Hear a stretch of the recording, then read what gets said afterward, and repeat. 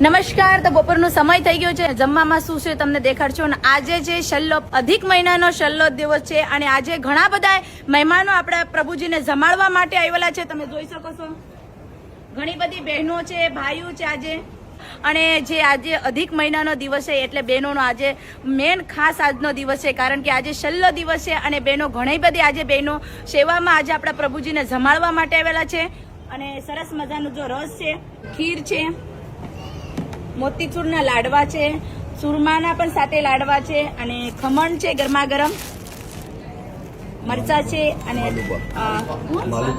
માલુપા છે, ગરમા ગરમ રોટલી અને આજે રીંગણા બટાટાનું શાક છે, ભાત છે, દાળ છે અને પાપડ છે.